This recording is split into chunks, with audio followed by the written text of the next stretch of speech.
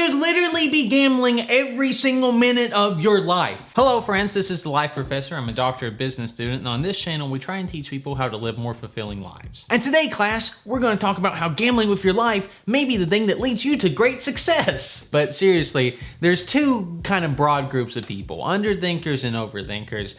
And the classic joke being, if you have to ask which one, intelligence is generally thought of in purely positive manners, which brings up the old joke of, I used to think that the brain was the most important organ until I thought about who was telling me that. But one of the things that we have to learn in our adult lives is that intelligence can be just as much of a stumbling block as anything else due to a little thing called ego. I am not the kind of person to quote a CEO, but unfortunately, Jeff Bezos has a really good quote about this. So to quote from a shareholder letter, some decisions are consequential and irreversible or nearly irreversible. One-way doors. And these decisions must be made methodically, carefully, slowly, with great deliberation and consultation. If you walk through and don't like what you see on the other side, you can't get back to where you were before. We call these type 1 decisions, but most decisions are not like that. They are changeable, reversible, they're two-way doors. If you've made a suboptimal type 2 decision, you don't have to live with the consequences for that long. You can reopen the door and go back through. Type 2 decisions can and should be made quickly by high judgment individuals or small groups. As organizations get larger, there seems to be a tendency to use the heavyweight type 1 decision-making process on most decisions, including many type 2 decisions. The end result of this is slowness, unthoughtful risk aversion, failure to experiment sufficiently, and consequently diminished invention. And so, as far as Bezos is concerned,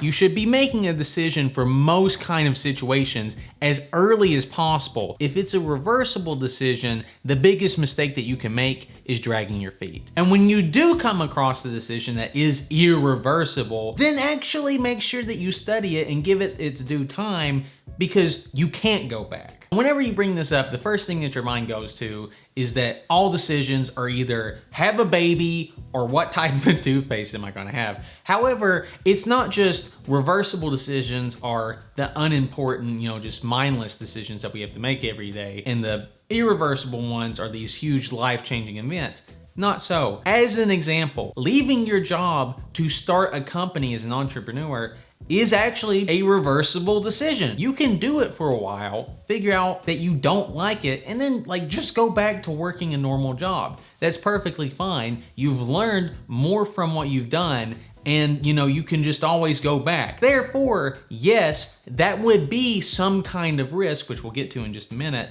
but not as much of a risk as what you may think, because you can always just, not do it anymore. And something that can really free your mind up is just understanding that fundamentally the future is completely uncertain. Nobody actually knows what's going to happen. And every person I've listened to that has said 100%, I know that it's going to happen in this way, I have always been disappointed. And thus, we have this problem. So how do we fix it?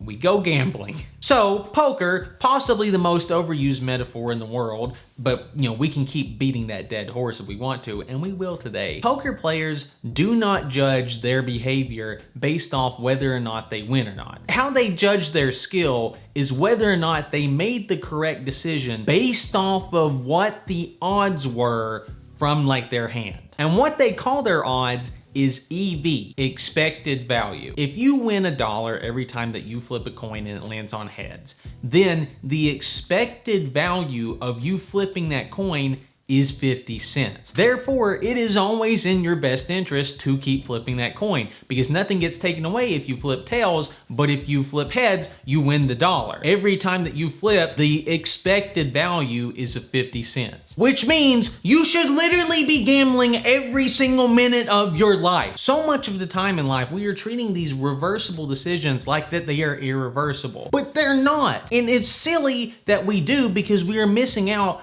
on all this expected value. The majority of the decisions that we actually make in our day in, day out life are only EV positive. Like if you're trying to talk to someone new, the worst that can happen unless if you're a cretin, which, frankly, I'm not, you be you. But if not, there's only EV positive outcomes from this. You either talk to them and, hey, you've made a new friend, or, you didn't like them and, it just kind of wasn't there chemistry-wise. Therefore, nothing happens. It's absolutely zero. It's the tails situation on the coin flip. So all I really have to say, and this is the assignment for the video, calculate whether or not this situation is EV positive based off what is the worst thing that can actually happen versus what is the best thing that can happen. Gather the information, look at your odds, and start living a more fulfilling life. More information and waiting around is only wasting your time. You will not win every hand that you're playing here.